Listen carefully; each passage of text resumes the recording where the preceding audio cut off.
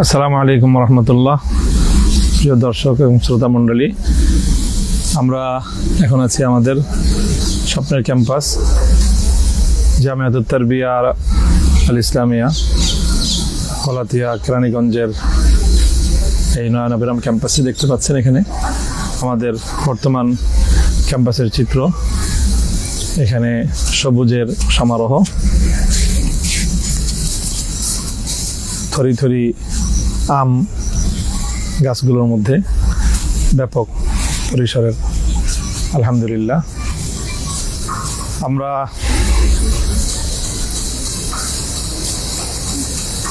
আমাদের আজকের এই লাইভে দেশ এবং প্রবাস থেকে আমাদের সকল শুভানুধ্যায়ীদেরকে আহ্বান জানাচ্ছি। আলহামদুলিল্লাহ।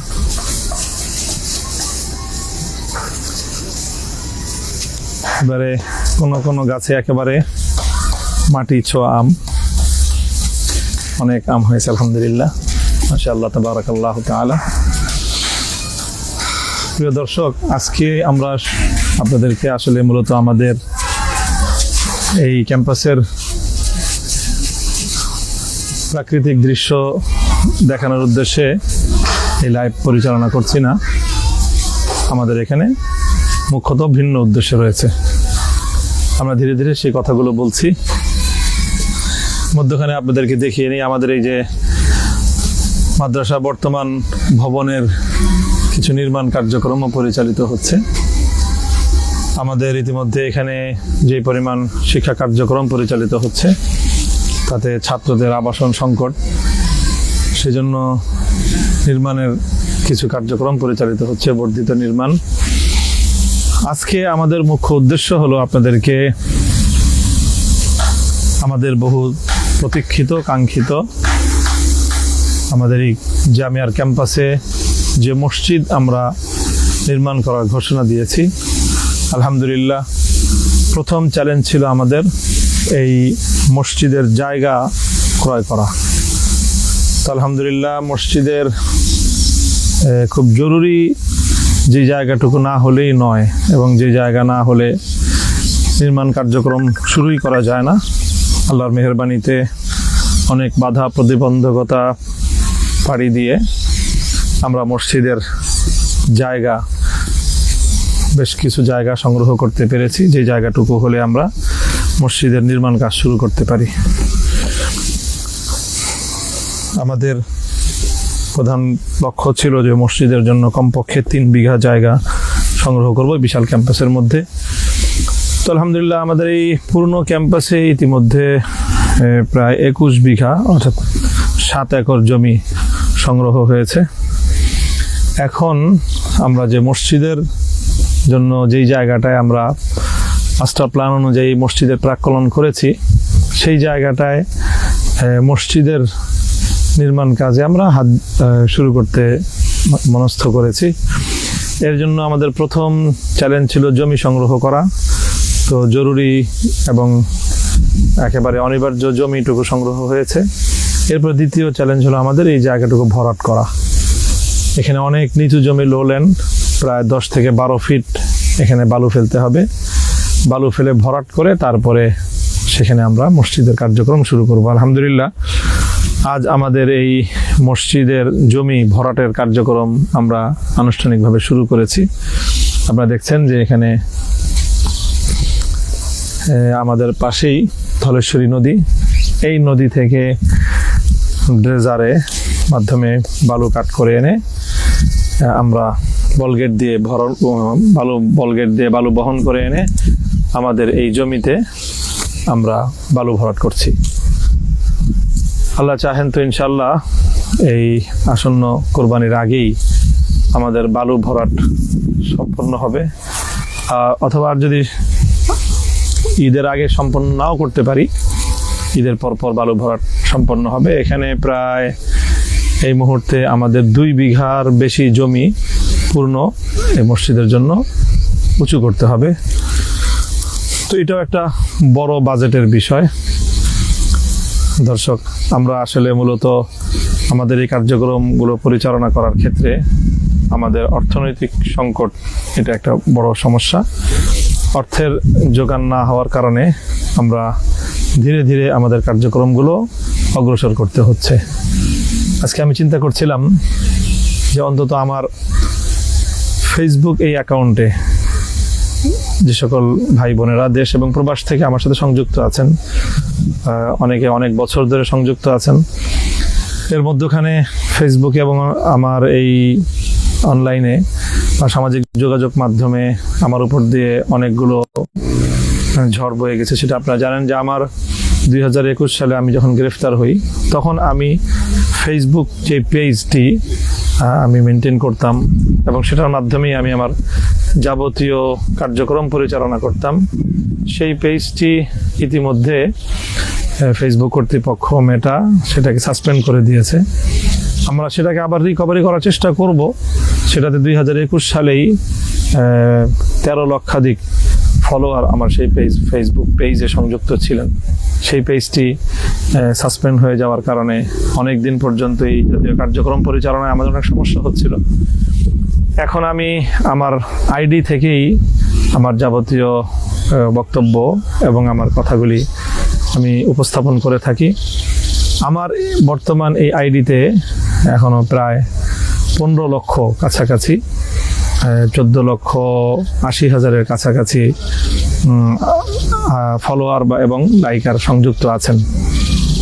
আমি হিসাব করলাম, যদি এই বিপুল পরিমাণ মানুষ তারা প্রত্যেকে যদি 1 টাকা করে বাবরি মসজিদে অংশগ্রহণ করেন, তাহলে 1 টাকা করে দিলেও 15 লক্ষ টাকা হয়। আর যদি সকলে 100 টাকা করে দেন, তাহলে এই অ্যামাউন্টটা আরও অনেক বড় হয়। এবং সেই অ্যামাউন্ট দিয়ে আমরা চাই ব্যাপক মানুষের সম্মিলিত প্রয়াসের ভিত্তিতেই আমাদের এই জাতীয় গণমুখী কার্যক্রমগুলো পরিচালিত হোক। মানুষ যেখানে পার্টিসিপেট করে অর্থনৈতিকভাবে, তার প্রতি নিজের একটি দায়িত্ববোধ, মমত্ববোধ তৈরি হয়। আমরা চাই আমাদের সকল শুভানুধ্যায়ী এবং সকল ভালোবাসার মানুষদেরকে এর সাথে সংযুক্ত করতে। তো দর্শক, আজকে আমরা এখানে দোয়ার মাধ্যমে আমাদের এই কার্যক্রম আমরা সমাপ্ত করব।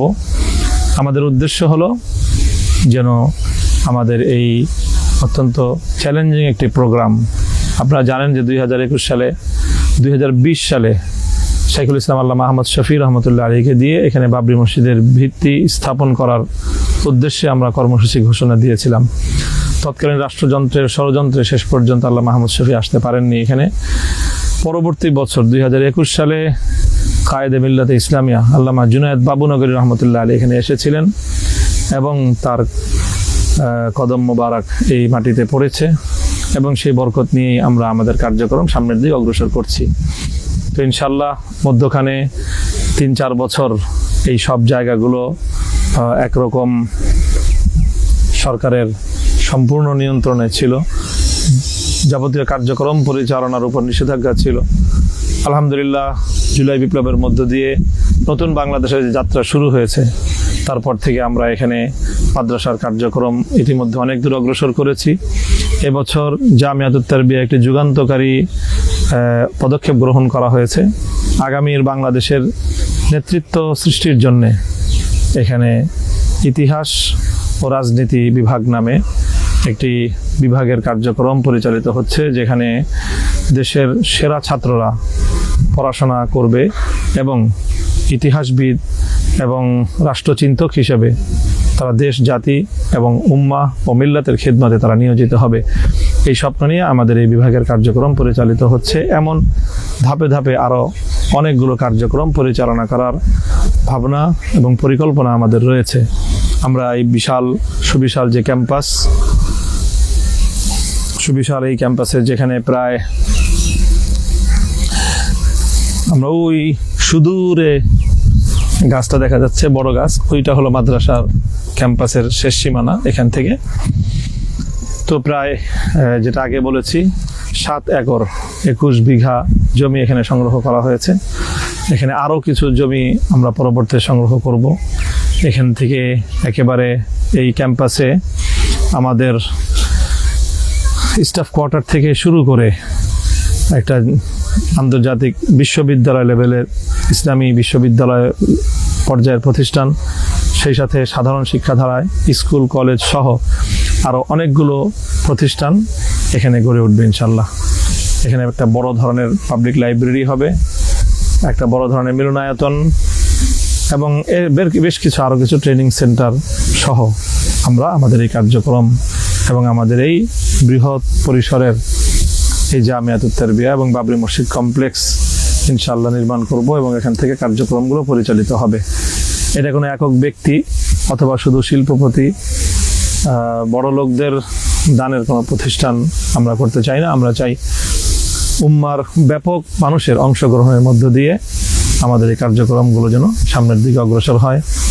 আপনারা দেশ বিদেশ থেকে যারা দেখছেন, যারা শুনছেন আমাদেরকে, আপনাদের সকলের কাছে আমাদের আন্তরিক আহ্বান থাকবে, আপনিও আমাদের এখানে অংশগ্রহণ করুন।